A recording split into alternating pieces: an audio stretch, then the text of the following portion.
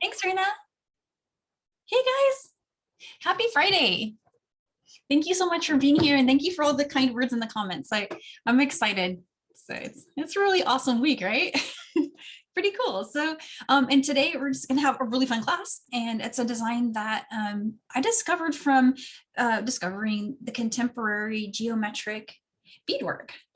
And it is a website by Kate McKinnon, and they do classes, and they have a really great blog. And so that's where I learned how to make these really cool triangles, which are, they look really complicated, but they're pretty easy to do. And you can make lots of them and turn them in to lots of different things. So if you end up loving this design in this class, you can take it to the next level, right? If you take a look at her website, there's so many great things, and we're dropping some links to share with everybody where you can find more like this. Because I mean, if you're like me, you're just gonna get hooked, right? You're just gonna keep wanting making more of these. So yeah. So I'll show you guys the materials here on the mat that I used to make this triangle, and then I just turned it into a necklace because it was so cool just by itself. I mean, I made one and I was just looking at it and thinking, how many awesome things could this become? And really, I just thought pendant, right? And that was the easiest, fastest path to something wearable for me. But you can next level these things into different shapes and configurations. And one of the things that caught my eye on the website of contemporary geometric beadwork was a flower. And how this was made was you make 6 triangles and stitch them together. And so at some point, maybe we can make that another class. It took a really long time for me to get it connected, because it was a pretty advanced thing for me to figure out, but the instructions were great on her website. So if this interests you, you can check that out. And I think we put the link to her website. It's in the handout, and it's also on the chat. And then of course, if you have any questions about how to find stuff and you can't find it, you can message me and I'll help you find it. But so today I was just going to walk you through the triangle, just like, getting started with this shape that can just lead to so many different ideas. And it's a pretty easy start. It starts with just Delicas in a circle. And then you just build out from the center, and on the first round you'll be putting 2 beads in between each one, but a lot of you guys will recognize that it just becomes an expanding peyote stitch. So, and then in every one there's a single bead in between the combinations of 2, right? And then when you come out, there's 2, 3, 4. Every time you make a new row, you'll have an additional set of single beads. And the biggest one I've made has like maybe 14 or 15 rows. I don't think there's any limit to how many rows you can make. I think it can just keep going. And that's one of the other things that kind of fascinated me about it, and about the work that they do on Contemporary Geometric Beadwork's website. So definitely a just amazing collection of things for inspiration. But for beads, I'm going to jump into what you need. So I use some Delicas, and you can do these in any colors you want. I grabbed some bright contrasting colors that I thought looked great for summer. And you can't go wrong with some gold and turquoise, right? So, and then I just made it kind of like almost like a little eye. I was just going for that style, that Mediterranean feeling and colors. And I did stitch these with the size D Nymo. And so today I used white thread on mine, but I will work with the black thread today so you guys can see my thread moving. And for the needles, I used a size 12. And then, of course, the other kind of things you'll need to have handy are things like scissors. And I also wanted to show you guys what I used to finish these, just really quick. It's just 3 little items I had. And I can tell you guys these part numbers at the end. When we get started with constructing the necklace at the very end, I'll show you what these are, but I found them on the strand wall. They're just some golden beads, really pretty. And this is chain I used, and I just used some craft wire, or I believe this is the German style, and it's a 22 gauge. You can change this up. It can be made with anything that you have handy. And I think that's it for materials. Oh, one other thing. This, what I'm about to show you, is a very well-loved beeswax stick. And whenever I work with Nymo, I try to use this to condition my thread. I noticed that there's a bunch of selection at Michael's now for thread conditioners, including Thread Heaven, which I hadn't seen for a while. So I'm excited to see that. If you go to the store or you're looking online, you can find both this and Thread Heaven if it interests you. And it's just, you know, it's not a required item, but I do think it adds to the ease of working with Nymo threads. And so, yeah, that's the beads and the materials. And I'm just going to move these out of the way really quick and just dive in. So I'm going to start with color A. For me, I'm just following the design that is in the handout, but you can, of course, change this up. It can become any colors that you like. And I'm going to cut 40 inches of my thread. 40 inches is a good amount. It's, you know, I think it's just a hair more than you need, but that's good for weaving in. And if you're using the beeswax or one of the thread conditioners, the general idea for how to do it is you just run. I usually start with a short end first. You just pull on it and run it through like that. And see how it got straight? How on this side it's all spooled still. It's got the memory of being on the spool. And then over here it's kind of tamed out.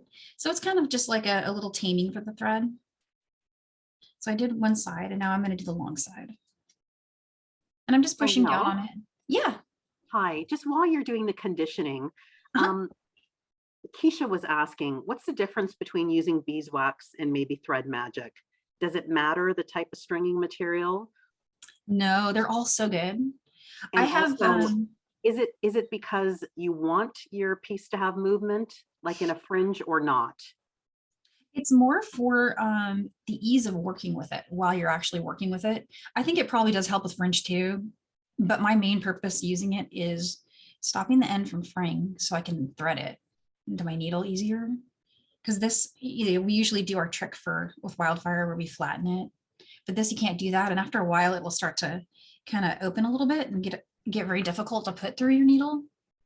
So that's one reason. The other is while you're pulling it through over and over again through your stitches, you're gonna risk getting knots because the way it was when it comes off this spool is it's very tightly coiled, and all those little coils want to join with the other side of the thread, and they uncannily have this ability to just knot up on me. So Danielle, I see some nodding heads from those who've experienced it. So thank you for the clarification. Oh yeah, I see. Yeah, you guys know if you've worked with this thread before, it's so beautiful. I love that it's so light, but it's definitely easier if you just give it a little wax. And if you have like just a regular wax candle, like even like a tea light or something, you can just pull that tea light out of the little aluminum cup and just run it along. It's literally the same stuff that this is. I'm hitting all the cameras here. Sorry about that. All right. So I threaded my needle and I've got the folded over portion at about 7 to 10 inches. It's a good working length, 40, so it's not going to be too hard to pull through, but the more you fold over, the less you'll have to pull through. And as far as how much tail to leave, you just need enough to weave in. And on some of the more advanced designs that are featured on the CGB website, sometimes they use these tails for things. So pay attention to that when you're checking out some of their other patterns. I've noticed they have clever uses for the tail, and you may need to leave more or less depending on what your plan is for your triangle.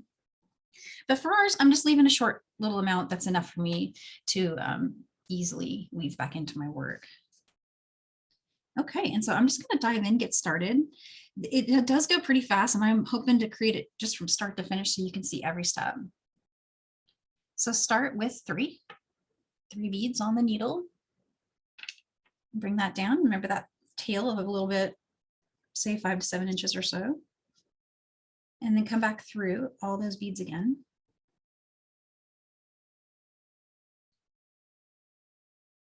There we go. And you want to tighten that down. What happens when I do my first rings is it really helps to go back through that first bead again to make that little loop of thread go away. So I'm doing that. And there, that's the shape we're going for.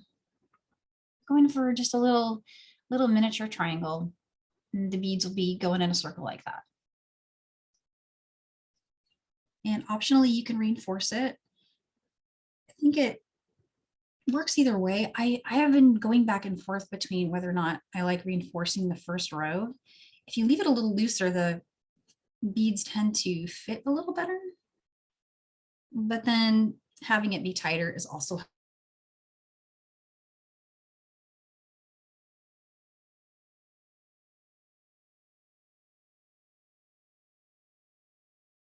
I notice the faster I go, the more likely I am to do that too. So if I just slow down, it helps a lot. But there, I just reinforced that one. And I'm going to go through, pick up 2 more beads. I'm starting row 2. I wanted to explain really quick about stepping up before I go further. So this is row 1, and there's no step up because there's no order, it's the very first one. But for every subsequent row that we do, we're going to have to step up through the first bead we add. And I'll holler out when we do that. But so here's 2 more.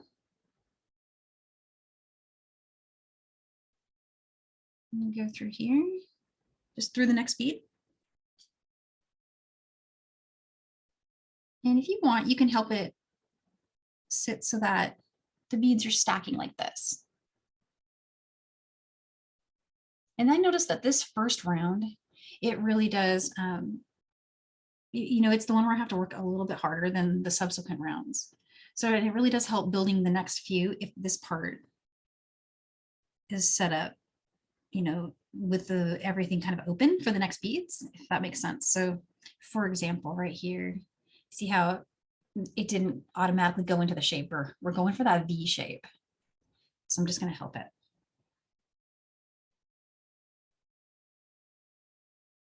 There we go. And if you do that, this first row, it'll make it easier on all like the next rows coming out. So I always just watch that one little spot. Got one more to go. There we go. Okay. So when I go through the next bead over here, what you'll notice is my needle will probably automatically just go through the first bead we added in this round. That's my step up. So you'll see that happen here with any luck.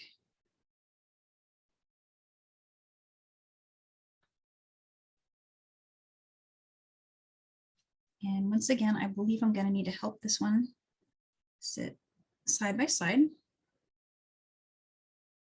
And it's so pretty. Already it's turning into a really neat looking shape. And so we're going to start row 3. And row 3, same thing again. I'm just going to pick up 2 more of the Delicas. And just go down through the next side of that V shape.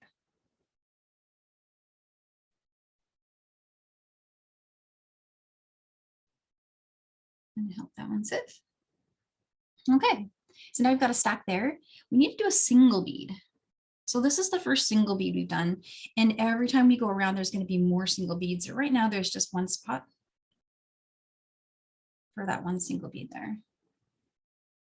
I feel like it becomes very intuitive when you think of it as kind of creating that space. And you can see there's 2 here and there's space for 2. And here you can kind of see there's just space for 1. And so that's how I remember it when I'm stitching these. And after you make a couple, it will become really just second nature to you. You won't need to think about it. And so this is a 2 because we're on another one of our V's. And the V becomes really a lot more apparent as you make a bigger triangle too. So there's the next V. And so now I've got a spot right here for a single bead. I'm going to move this over here.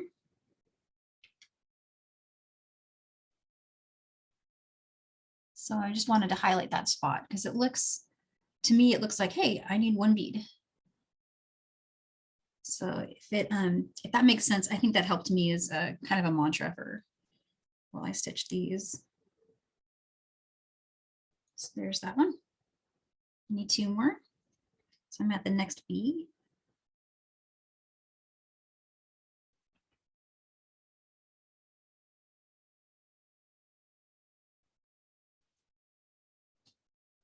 Let's see where that's at.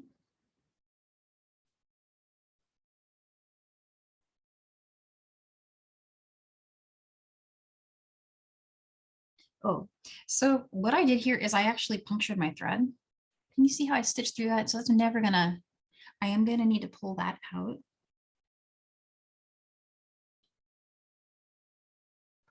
And I'm gonna try to get back through my thread without taking my needle off. If it will let me, it might not. Let's see. That's a super nearsighted move right there. Okay, yay. I had actually stitched through my thread. If that happens to you, you're not alone. I do that a lot. Okay, so I'm gonna come down through the next one here with those two beads, and this just popped right in place. That's very cool.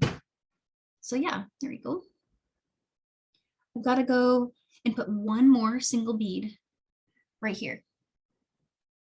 So here's one more. And I didn't do this step up yet. I just went through one bead, but I'm in the spot where a step up is required. So you see we've gone through the last bead of that row, and I'm going to step up into the first bead that we added in this row. Isn't that cute? So this is basically it. I'm just going to keep going. I'm going to keep going until I have a number of rows, and then I'm going to switch colors. And I believe that what we did in the handout was we made it through, you just count, if you want to count how many rows you've done, you just count the V's. It's a total of 11 rows when we get to end. So it doesn't take too long, but I'm going to go through row 5. And you just, again, you can just count your V's to know where you are. So we've got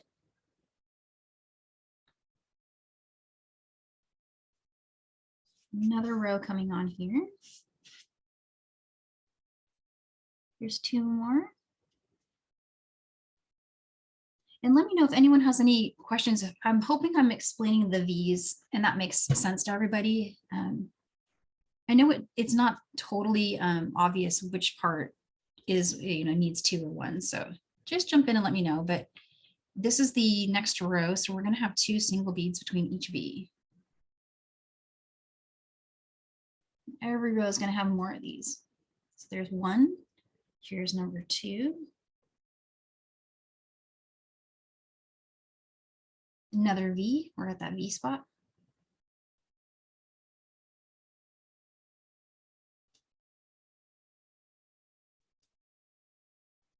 And I forgot to mention at the beginning, you can use Wildfire if you prefer.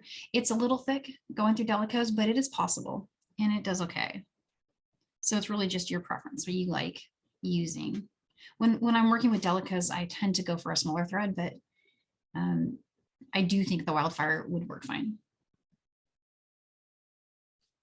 I'd go with the 0.006 if you're gonna use that.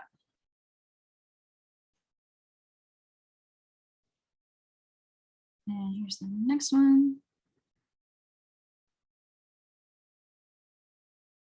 Okay, so a V and 2 single beads. Now I need a V and 2 more single beads, and then we'll step up.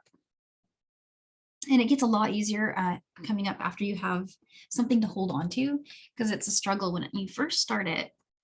It's so tiny that there's not a lot to grab while you're pulling the thread, and it tends to just go flying.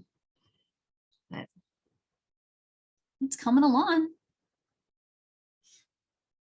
And I need to do 2 single beads in between. There's 1.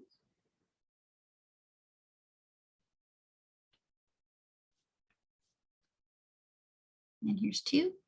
And there's my step up.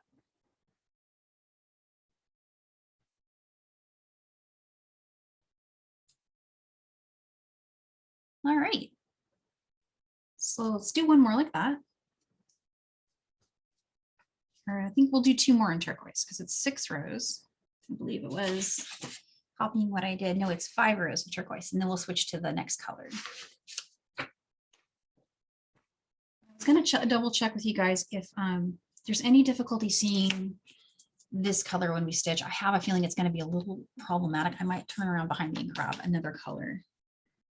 We'll see when we get there. Maybe like a purple would be good.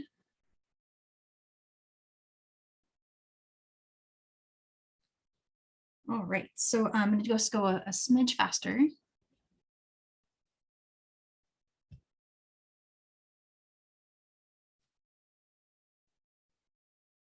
There's a single bead.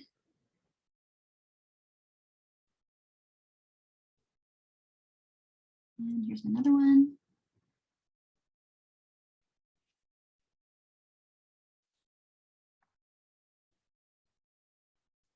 And there we go. And so now I'm at another V. So I need 2 beads for that one. I'm gonna help that one sit in a V shape. So I'm kind of turning it, I guess, as I'm working, I'm turning it so that my V's are kind of facing toward my right hand. It just makes it a little easier to get the structure to sit right. That one. And now I need the single beads.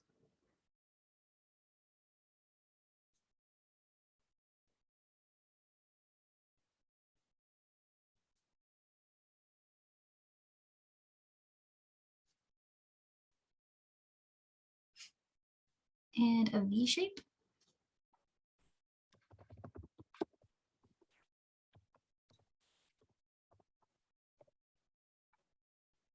So I'm just moving that tail out of the way as I go, just turning it and getting a single bead in between each of these. I lost my needle there. Sorry, guys. Just going to town pulling on it.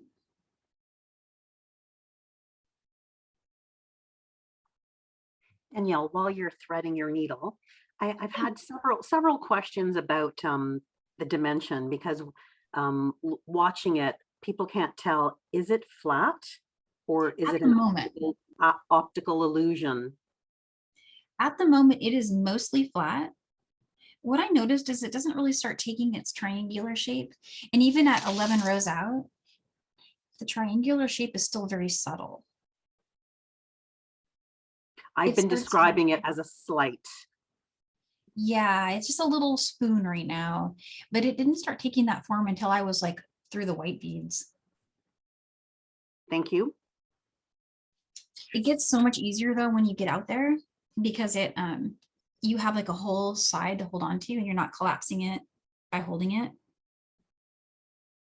The one thing I should note, if you are waxing your thread, I'm running into this now, I'm going to explain it a little better, is the wax will get stuck inside your needle eye. If that happens to you like it's happening to me, you can just take another needle and clean it out because it will block you from being able to thread your needle. So that's hopefully going to help me get it through.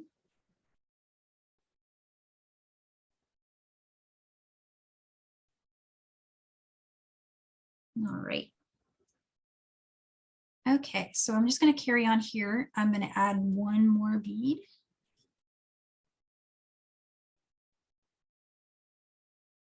And then I do need one more single bead here.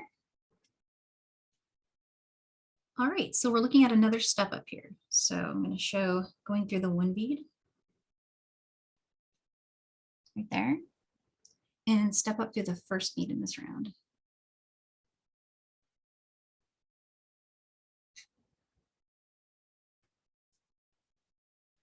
All right, and so I'm going to count my V's, 1, 2, 3, 4, 5. So I can switch colors now. Another way you can tell where you are, if you're looking at one of the beautiful patterns that they have on their website, is you can count the single beads to figure out your position. So I should have sides with 3 single beads to know that I'm on that row. And a lot of the patterns that they have are labeled this way, so it's really helpful and very genius. So it's got 1, 2, 3. So that's helped me a couple times. Often I'll set it down and I'll go do something else, come back and I can't remember what row I was on. So that's how you can figure it out. I'm thinking this color for instead of the white, just because this is going to be really hard to see. So I'm switching it up a little bit. Okay, and so I'm going to do 3 rows with a new color. And we're doing good on time, just keeping an eye on that. When I'm working these by myself, I have kind of clocked it at 20 minutes per triangle for 11 rows like this. That's working at speed, you know, just without doing anything else. And you'll get to where you can make that many and you'll have a flower in no time.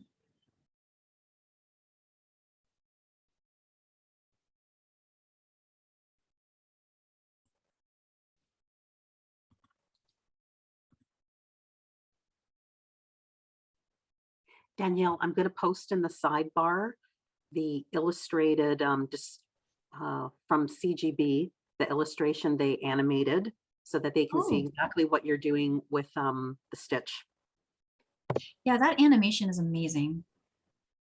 It just makes it super clear what's happening with the beads. And I would love to learn to do that. I have some guesses on Animation. how. Yeah, I think they are actually just stills from Illustrator. And then, if you just play them like a slideshow, it will look animated like that if you just pen, the thread path. I'm just waiting for um, something like that to be something that I could do too. I have some idea of how they did it. I need just a day to sit and play with it.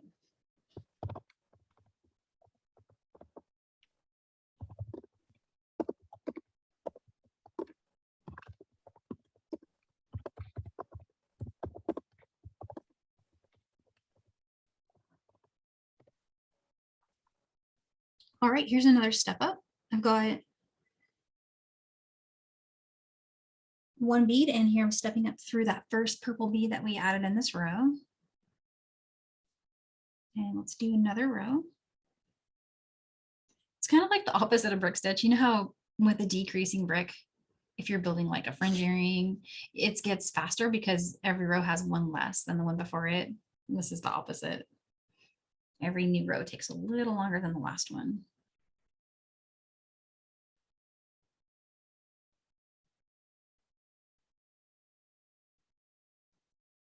But also a great time for questions because I'm just repeating, just stitching along. So if you have any, you can drop them in the chat. I'll try to answer.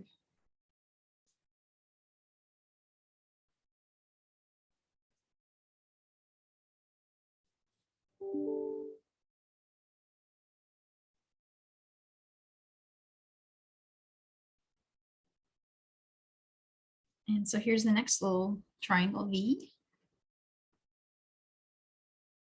I like the purple color with this. It's very cute.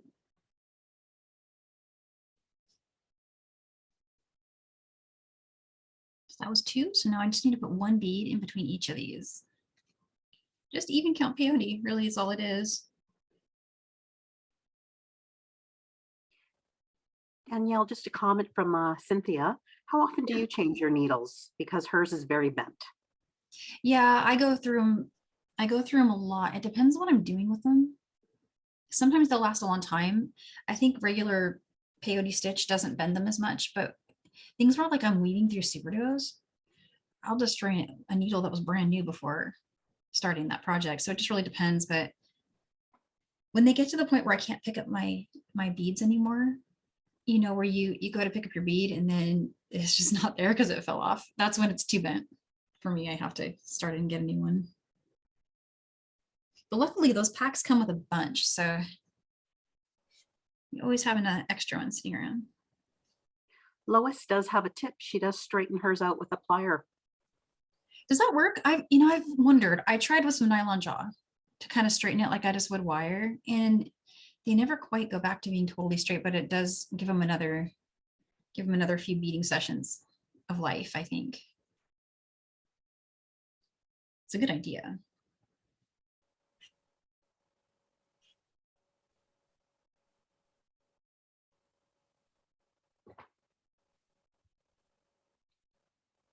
Danielle, would you consider today's class intermediate? Only because of the shape, but the stitch we're doing is a beginner stitch. It's just even count peyote.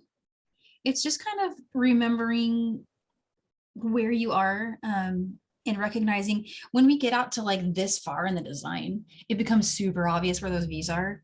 But where I struggled when I was first learning is at the first two rows. You may find that you do those first 2 rows a couple of times because when it's sitting there in your hand, the V's don't just pop out of, where is that V, right? When you get out here, yeah, you see it. You can't miss it, right? But when they're tiny in the center, and things aren't holding their shape very well when you first get started. But yeah, it took me a few tries, but I think it is considered beginner once you get it rolling. And one thought that I keep having is A lot of you guys know Meredith. She made a box shape.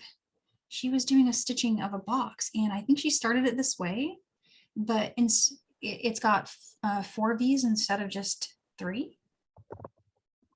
And I have not studied how she did it yet, but I know that there's a pattern out there for boxes somewhere. I've seen more than a couple on things like Etsy. There's probably a few ways to do it, but that's one way. I was just having that thought, is you could start it with 4 instead of 3. Danielle, I'm laughing because before every class, I'm always asking you, look, don't worry about the colors, just make them bright enough so Yeah. that we can see them. And then it turns out we all end up liking the bright colors that you never thought should go together. So we've got a bunch of people wanting to know what purple you're using. This is my favorite color. It's DB1379. It's an opaque violet dyed. Thank you.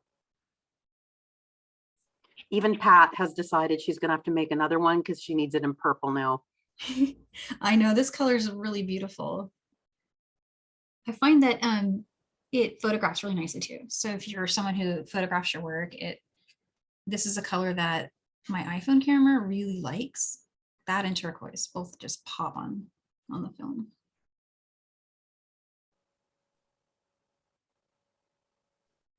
So this takes a bit, but we're actually, we're getting close to the end. I am within 3 rows of being done after this row. So I think it is a very quick project.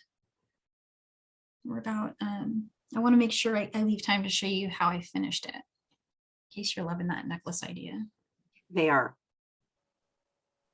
And this design can be become like an earring too, I think. And the same process we're going to show for the necklace would work for the earring. You would just do one side instead of 2.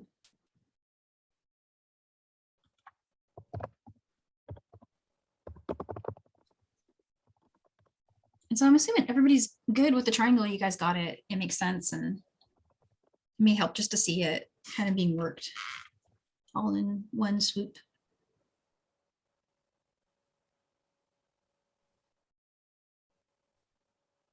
I do have another a finished triangle handy though, so if we run too close to the timing, I can switch to that one.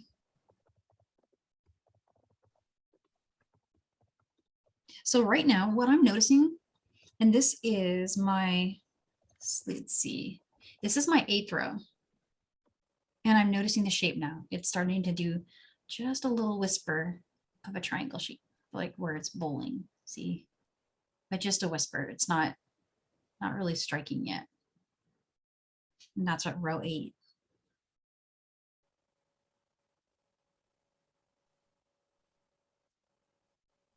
Okay, here's a step up. There's one last single bead. And now I need to step up through this one right here. I'm gonna help that V sit. And I'm gonna switch colors. I've got 3 rows of that beautiful purple, which is taking the place of the white in our design. And then I guess my next question is, do I go with gold, or how do we feel about being able to see gold? Danielle, the gold looks good. I can see it really well. We could go crazy with green. I don't know. Do you want to go with gold? Let's do it. Okay. It's nice to see the gold metallic. Yeah, it's one of my favorite colors. I use this one the most because it's so sparkly. I'm not sure how much of the camera is picking up on it, but it just gleams in on the bright lights that are here. All right, let's throw 3 rows on here really quick.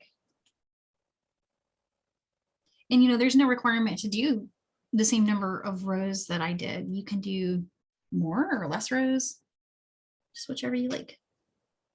Danielle, that's the perfect earring size right there if you stopped. It is, yeah. And you would just put your ear wire through right here. An instant earring. You could even do a few little links of chain if you wanted it to hang down a little bit, or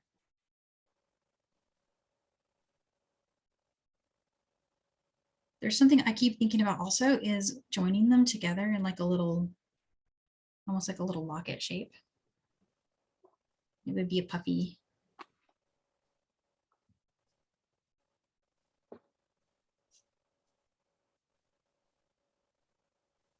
I haven't done any super elaborate patterns with the exception of that flower. In that flower pattern, I followed literally even like the colors from the Contemporary Geometric Beadwork website. And it was, I believe they stop at row 8 on that flower, if I remember correctly. So you just make 6 triangles that stop at row 8 and you leave your tails in place. And then you use your tails to link them together.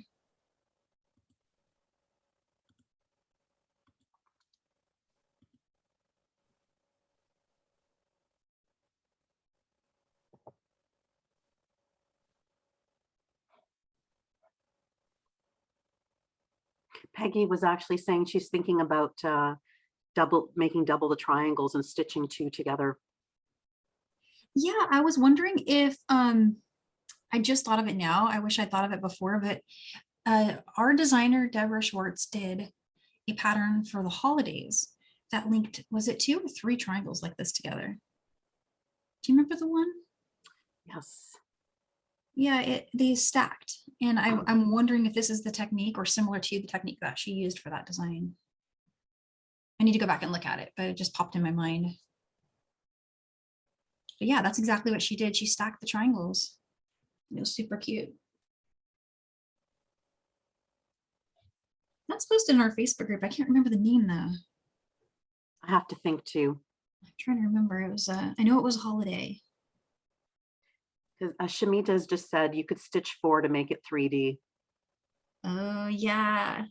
And then Millie loves the idea because she'll put a little paper or a keepsake inside. Oh, that's true. Yeah, that would be pretty. Cindy said she believes it's called 3-layered triangles. 3-layer triangle, is that it? Yeah, I need to go back and browse and find that.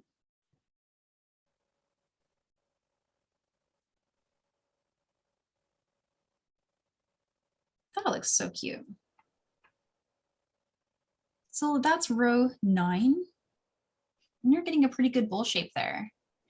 And I'm looking, it's about 20 till, and I'm wondering, should I stop here and or show weaving in? I could show weaving in here, and then we'll start building on this one for the necklace. I agree, Danielle. Yeah, because these next 2 rows will take me a bit of time because they it's the same thing, but every single row will take a little longer than the last one. Phyllis's comment is she loves the little snap when you add the 1 bead. I know, I love that too. The Delicas. Perfect. The Delicas are so good. Yeah, this is super cute. Well, so assume I put 2 more rows on here. It would be the 2 more rows of gold. And so you'd have a triangle that's out about this long, but the process to weave in is the same. And I'm just going to show you really quick what I did. It's very similar to how we've been doing our weaving in for a lot of our other peyote stitch designs. But I just went down through the next bead in that V shape. And now I'm going to go through. Kathy already likes it better with just the single row of gold. I think it's cute too. And when you said earrings, I had this thought, oh, I could make another one just like it and then post a little earring later. Because that would be really cute. And then I would wear them. I wanted to just answer one question from the sidebar because, again, not everybody has everything. And Kara's asking about using other beads. And I said earlier today, we know Pat, who's here, she takes all our classes. Pat didn't use the Delicas. She used a larger size bead, and it definitely works. So the only difference I would point out is if you don't know, Delicas are almost perfect. So they snap into place like this. With different size round beads, they may not be as perfect, but you're still going to have a wonderful effect. Exactly. Yeah. Perfect. In the design that I saw that Pat did, which is gorgeous, by the way, it really did look great. And I know that it was probably more challenging to make that, I think. Agreed. At least in those first 3 rows or so. But what a great effect, because the round beads have such a cool organic shape and look. And I was really glad to see that. And thank you, Pat, because I had in my mind that I knew someone was going to ask that and I would wish that I'd tried it. And so seeing yours, that was really helpful. I think what's great about today's class, Danielle, is we have not, in the last 2.5 years, taught anything that was geometric like this. Right. And Yeah. it's a great introduction to a very large movement in beadwork. If you go to Contemporary Geometric Beadwork Facebook page, you'll see they've got 23,000 followers, all people learning new techniques and working with beads. So we're hoping if anybody today likes this, that they join that group, because the whole point of these patterns is they're open source and they really urge you to try them and report back, because they continue to make more and more projects based on feedback and other designs that people are stumbling across as they, try a project. So you're taking a class today, but you're actually joining a much bigger movement. Yeah, that's really cool. I love what they've created there.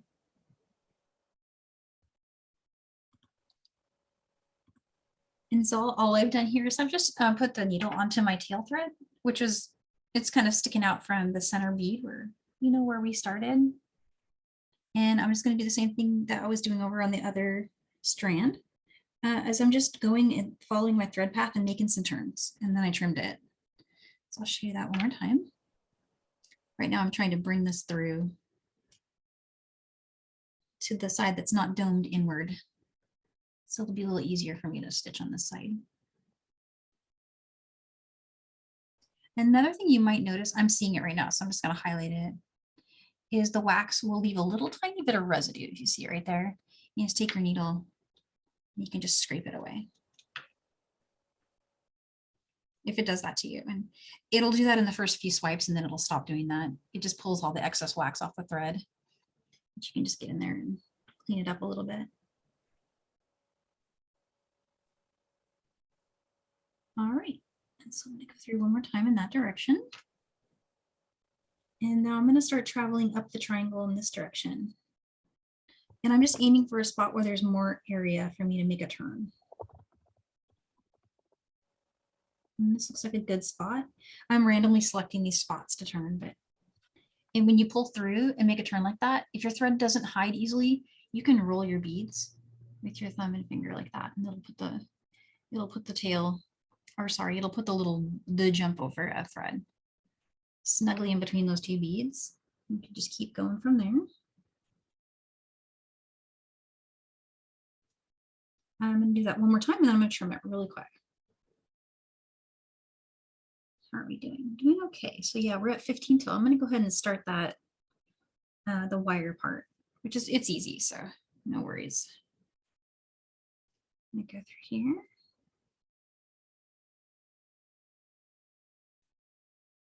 Okay, I'm going to go ahead and trim that there. That looks good. I'm pushing down and pulling up. There you go.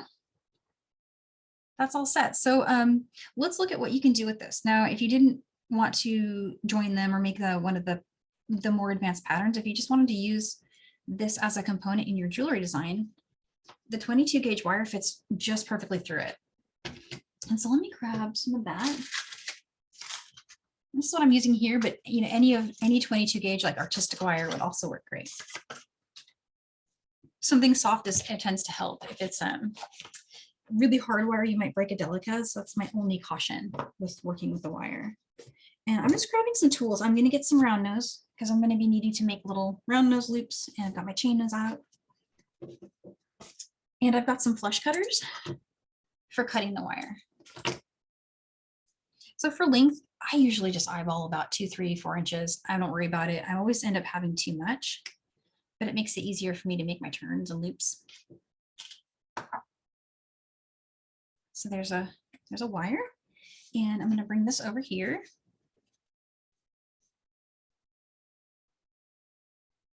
And just test it. So whatever wire you're using, just give it a test. And I just want to show where I'm putting it through. Underneath that V there. Let me show you on another color. Let's Just make it easier to see. So your wire should fit. 22 gauge is a snug fit, but good. You're filling all of that space there. And so that's the goal, is to have that fit there. So let's make a loop so that it's ready to go through it. And I'm going to need those glass beads from earlier. Oh, I promised I would share part numbers. So let me do that too. Originally, this had 4 strands on it, but these 2 I've removed. So it's a pretty big strand bundle. And this part number is 10594076. And the way the SKUs work, whenever you're seeing these cards, if you're using the application to find your parts, you can scan this barcode with your phone, or you can just type in 10 and then the 594076. And you'll find these are like a gold hematite. The chain that I use is this one here. And that part number is 10468995. And so that's the chain. I should grab you guys the part number for the wire too. That one is, I believe for the wire, you just type in 180A-022. But you can also just find it by typing in German style 22 gauge and they'll come up. Okay, let's do a loop. I'm going to grab the round nose pliers. Anyone new to wire out there, just give me a shout. I'll go slow anyway, but I'm going to use this to make a loop. These are round, standard round nose plier. And here's my piece of wire we cut earlier. Go to about, I kind of divided into 4s maybe, or thirds, and right about there, which is leaving about an inch above, an inch or even a little more. And then I work back on the plier about half an inch or so. And we're just going to fold the shorter part to make a circle using these pliers, which are round. So you get this round shape going. And when you reach the spot where you can't go anymore, you just need to move the plier. You just need to move the plier up so that you can get around. And all you're going for is crossing. So you want to make a loop where the short little wire crosses over the first one. But don't close it yet. We're going to do something. I'm going to take chain nose pliers, just like a flat chain nose plier, and I'm just going to open my loop a little bit. By opening it, I mean I'm just going to loosen it, just so that I have space here, because I need to slide this loop in between my V's on the Delicas. And so I'm going to grab the triangle here. So putting that short end through the V's there. And then I'm going to work this around it like this.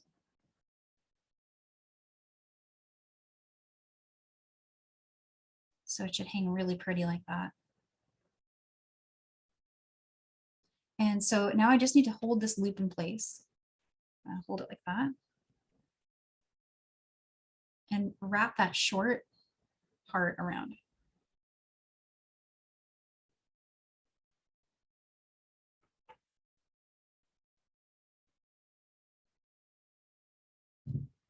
And so there's my loop, and I just did 2 wraps. I didn't go too crazy. I'm going to trim the excess wire here with my flush cutters.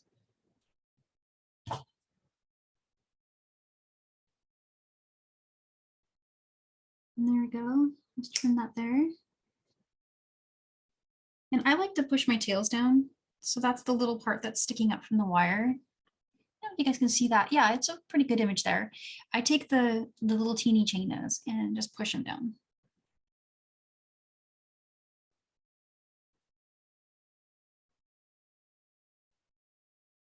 And if you like the design that is in the handout, all that I did there was I kind of reused some of our Delicas. So I put a Delica bead. I went with the turquoise in this case. Grab that really quick. So I put a turquoise bead on the wire, and then I grabbed one of the square beads from that strand that I showed a moment ago. Just need the 2 here. Grab those 2.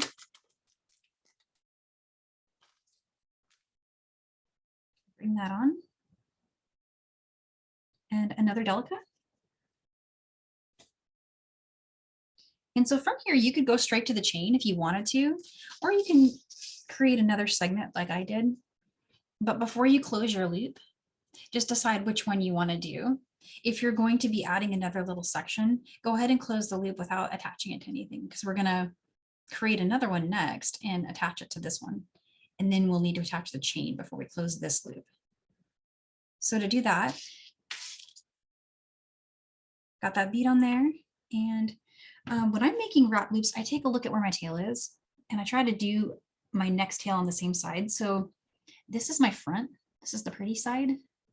I'll turn it like that and hold it like that and start forming my loop this way. That actually puts my tails both on the back side of my wire wrap. Okay, so there's one little part of the loop. And I move it back so that my loop matches, right? Spinning them so I can cross. So I should have something that looks a little bit like that. And then I usually hold my loop with chain nose pliers. Some people just keep it on the round nose. Both is great. Both of those things work great. And just wrap around. And let's trim this long one from the side here. And safety glasses, or what I do is I kind of just cover it up with my hand. That can really help. So I'm going to hold this loop right here. These are square nose pliers. You can just use chain nose, but I wanted to use my pointy chain nose to tuck this tail. So that's why I have the square nose out. Just something to hold my loop in place while I tuck my tail. So there's a little beautiful little loop on there. Super easy. Let's make one more and attach our chain. So I'm going to grab that wire over there again. And let's do about, let's see, we give a little more because this one has a bigger bead on it. And so we're making this section here. I'm going to grab one of those little kind of diamond-y shaped beads.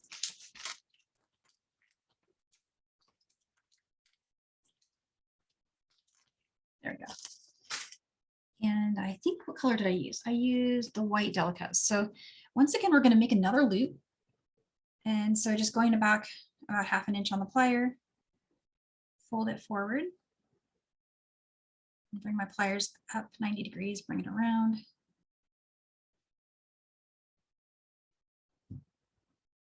So just making a loop where it crosses over like that. But before I do anything else, I'm going to connect it.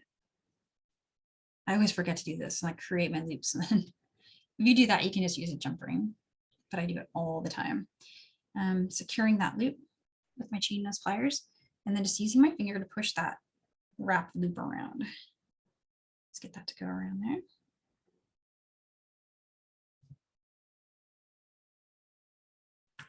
And flush cutters are here.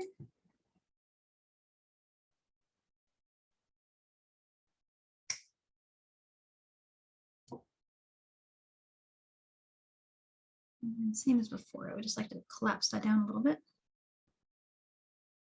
And straighten out my coils. Feel it in. And matching what I did before. So let's grab one of those beads. Hopefully we need two. These are the ones that are the AB finish 202s. Those are very pretty next to the gold. They're like a pearl. So Delica, and then a bead, and one more Delica. And now I need to get that chain.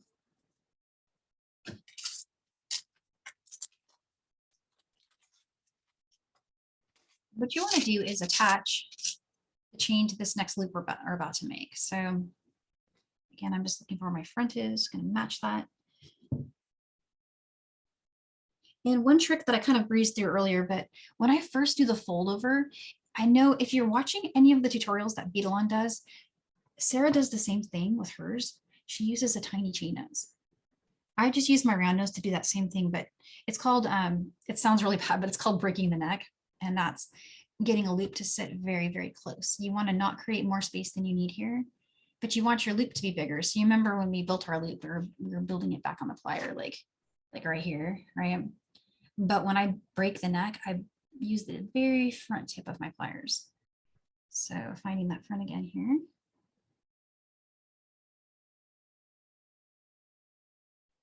Just the very tip of the plier. Folded it over. That's called breaking the neck. So just fold that over and then bring the pliers up about 90 degrees like that. And just bring it up just a tiny amount, not a lot, just a little bit, just to give you something you can work back on, right? And then slide that down. So now you're at like ½ inch where our other loops are formed. So you get that big loop, so it looks nice. Bring that around. I'll turn the pliers until I can get it in position. And there's our loop. And if you like using the chainless pliers method, that works great too. You just use the tiny tip of those for that same motion. And I'm going to bring the chain onto our loop. Bring that down. And I like to use chainless pliers to hold my loop in place. It holds its shape really nice that way. And then I'm going to wrap around 2 times.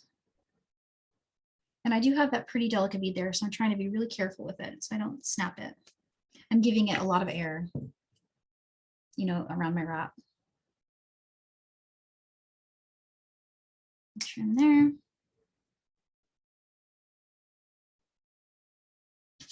And I'll hold this loop. And push down the tail, and then we're good.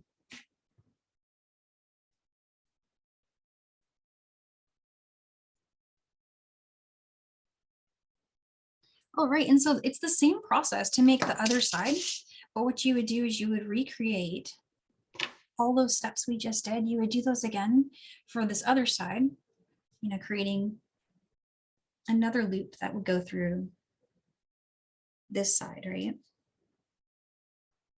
And then you would have the same length of chain on either side. And what I did for this one was I just ran to the clasp section and I used just a good old lobster claw and a jump ring and connected those ends just like that. And that's the whole thing. And of course, if you're doing an earring, you could just go straight to the ear wire. Just from here, you could just put an ear wire on there. And that would be all you needed. So that's And one really, yeah. Go ahead. Your timing is absolutely perfect. Oh my So gosh. we're right to the end. And I am seeing on the side part, people are definitely interested in the chain. And that is just a lovely bonus on top of the beading class. So Oh, thank you. we should definitely consider doing something else with Beadalon in the future, a joint class, a little bit of beading and a little bit of wire work. So in terms of today, I just wanted to remind people that Danielle loves seeing your finished work. So if you post and tag us, we get to see it. And Danielle, I think this was a great class. So if you have a chance to maybe look up, you could see a few people in the gallery view today. And Pat, if you can see in the gallery view, Pat, I'm going to try and Raina, if you see Pat, she's in the second row. If you could just put Pat's up on the screen. Oh, that's beautiful. So that's what your project looks like if you don't have Delicas. She's using 8/0 seed beads. I love the way you did the chain, Pat. It's built onto the V, right? It looks like it's stitched. I'm guessing it's beading thread in there or beading wire. It's beautiful. So thank you, Raina. That's great to see. Oh, I see some great projects going here. Danielle, a lot of people are waiting to the end of the class to do it on the sidebar. Many, many thanks for you. Oh, look, I'm seeing more people. Is it Cindy? Cindy, put it back up. Oh, wow. Cindy finished it. Good job. That's so cool. Oh, Loretta. Oh, I see Loretta. That's so pretty. Yeah, it's gorgeous. I love the purple. That purple is gorgeous. Wow, you guys got this. You got this. Paula, yes. So neat. Oh, Velvet Jen. Oh, Jen, I see you're on your way. and Lauren. Totally on your way. Cynthia finished Oh, too. I see Marguerite's. Oh, that's cool. I see Linda's. The black and white is awesome. Oh, I see Kylie's. Oh, wow. It looks like Kylie used some 8.0. Is it 8.0? Yeah, wow, that's pretty cool.